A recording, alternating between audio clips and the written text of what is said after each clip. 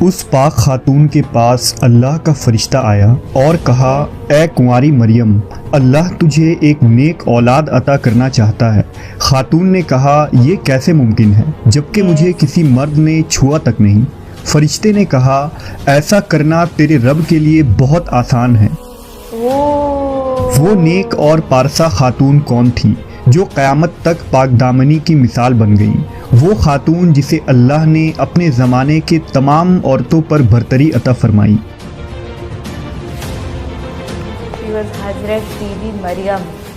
حضرت be be مریم علیہ السلام کے والد کا نام عمران اور والدہ کا نام حنہ تھا۔ حضرت عمران حضرت سلیمان علیہ السلام کی اولاد میں سے تھے اور ان کی اہلیہ حنہ داؤد علیہ السلام کی اولادوں میں سے تھیں۔ حضرت عمران بنی اسرائیل میں بڑے عابد، زاہد اور عالم تھے، اس لیے مسجد اقصی کی امامت لوگوں نے آپ کے سپرد کی ہوئی تھی۔ حضرت حنہ کے ہاں اولاد نہ تھی۔ ایک روز آپ نے ایک درخت کے سائے میں ایک چڑیا دیکھی جو اپنے بچے سے پیار کر رہی تھی اور اسے دانا کھلا رہی تھی۔ یہ منظر دیکھ کر آپ کا دل بھر آیا اور آپ نے بارگاہ الہی میں اولاد کے لیے دعا کی، لہٰذا اللہ نے آپ کی دعا قبول فرمائی۔ حضرت مریم کی پیدائش سے قبل آپ کی والدہ نے منت مانی کہ اپنی اولاد کو بیت المقدس کی خدمت کے لیے نذر کر دیں گی۔ بنی اسرائیل کے یہاں یہ روایت تھا کہ جو لڑکا اللہ کی نظر کر دیا جاتا تھا وہ نہ شادی کرتا تھا نہ دنیاوی مشاغل میں دلچسپی لیتا تھا، صرف عبادت گاہ میں خدمت کرتا اور خود عبادت میں مشغول رہتا تھا۔ لہٰذا حنہ نے اللہ سے بیٹے کے لیے دعا کی تھی، لیکن ان کے ہاں بیٹے کے بجائے بیٹی کی پیدائش ہوئی۔ حضرت حنہ نے لڑکی کا نام مریم رکھا۔ سریانی زبان میں مریم کے معنی خادم کے ہیں۔ چونکہ آپ مسجد اقصی کی خدمت کے لیے وقف کر دی گئی تھی، اس لیے یہ نام موزوں سمجھا گیا۔ حضرت مریم کی ولادت سے قبل ہی آپ کے والد وفات پا گئے، اس لیے حنہ نے ولادت کے بعد آپ کو ایک کپڑے میں لپیٹ کر بیت المقدس کے علماء کے سامنے پیش کر دیا تاکہ وہ انہیں اپنی کفالت میں لے لیں۔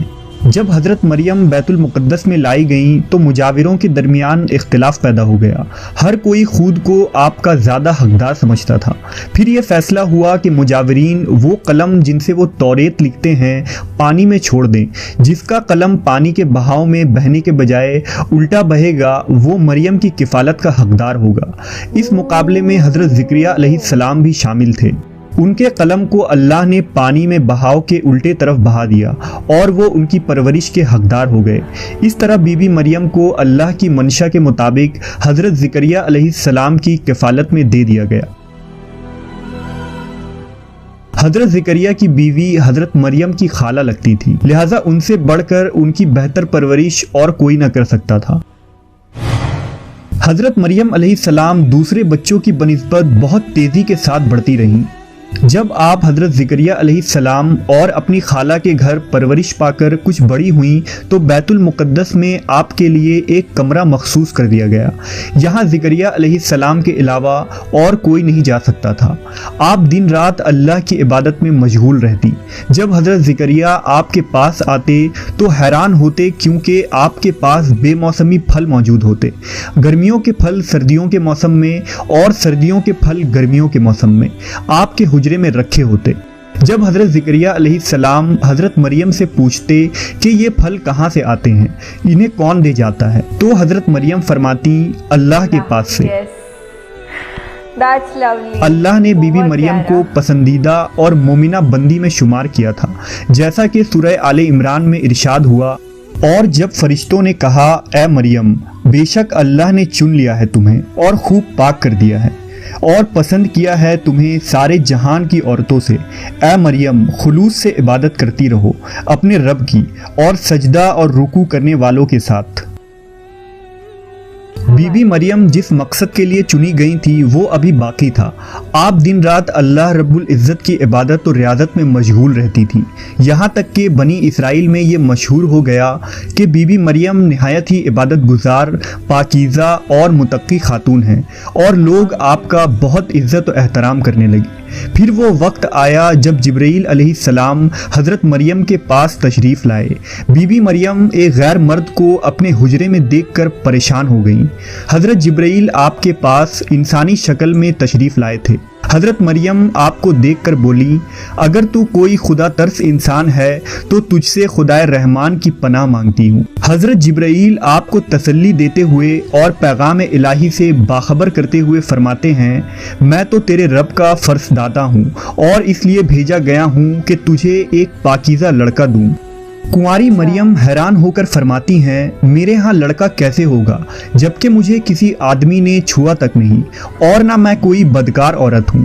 حضرت جبرائیل نے کہا، ایسا ہی ہوگا، تیرا رب فرماتا ہے کہ ایسا کرنا میرے لیے بہت آسان ہے، اور ہم ایسا اس لیے کریں گے کہ اس لڑکے کو لوگوں کے لیے ایک نشانی بنائیں اور اپنی طرف سے ایک رحمت، اور یہ کام ہو کر رہنا ہے۔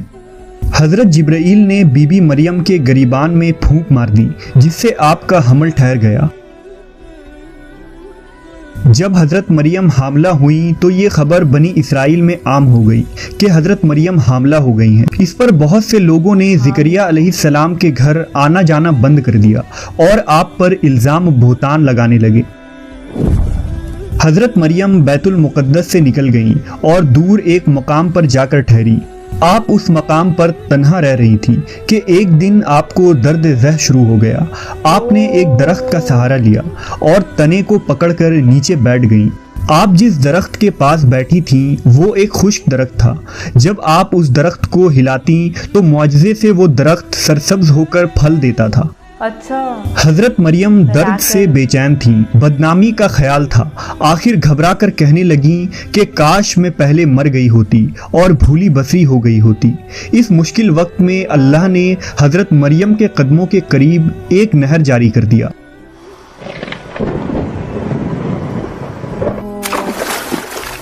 واو، اللہ بہت بڑا ہے۔ اور ندا آئی کہ پانی پیو اور کھجور کھاؤ تاکہ جسم کو تقویت پہنچے، پھر اپنی اولاد کو دیکھ کر آنکھوں کو ٹھنڈک پہنچاؤ۔ اسی عالم میں حضرت عیسیٰ علیہ السلام کی پیدائش ہو گئی۔ آپ اپنے بیٹے کو لے کر قوم کے پاس آئیں۔ قوم کے لوگ آپ کے گود میں بچہ دیکھ کر غضبناک ہو گئے اور الزام لگانا شروع کر دیا۔ ہر طرف سے لوگ تانا دے رہے تھے۔ حالت زار تنگ ہو گئی۔ تب مریم علیہ السلام نے بچے کی طرف اشارہ کرتے ہوئے کہا کہ اس بچے سے بات کر لو، تمہیں تمہارے سارے سوالات کے جواب مل جائیں گے۔ سرکش لوگوں نے کہا، بھلا یہ دودھ پیتا بچہ ہمارے سوال کا جواب کیسے دے گا؟ اچانک عیسیٰ علیہ السلام نے بولنا شروع کر دیا۔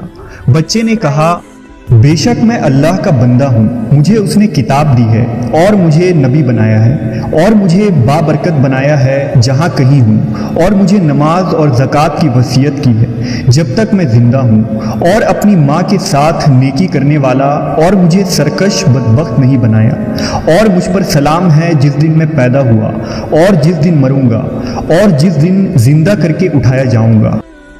کیا بات ہے یار، امیزنگ، بیسٹ واقعہ ہے۔ اس کے بعد حضرت مریم حضرت عیسیٰ علیہ السلام کو لے کر مصر چلی گئیں۔ جب حضرت عیسیٰ علیہ السلام کی عمر مبارک 13 سال ہوئی تو بیت المقدس واپس آ گئیں۔ روایتوں میں حضرت مریم علیہ السلام کی تاریخ وفات 35 عیسوی اور آپ کی عمر 51 سال لکھا گیا ہے۔ اسلام کے علاوہ کیتھولک اور آرتھوڈاکس عیسائی بھی حضرت مریم علیہ السلام کو نہایت ہی عقیدت و احترام کی نگاہ سے دیکھتے ہیں، اور آپ وہ واحد خاتون ہیں جن کا نام قرآن مجید میں درج ہے اور بائبل کے پرانے عہد نامے میں بھی موجود ہے۔ حضرت عائشہ سے روایت ہے کہ نبی صلی اللہ علیہ وسلم نے فرمایا، اللہ نے مجھے خبر دی ہے کہ جنت میں میرا نکاح مریم بنت عمران، موسیٰ کی بہن کلثوم اور فرعون کی عورت آسیہ سے ہوگا۔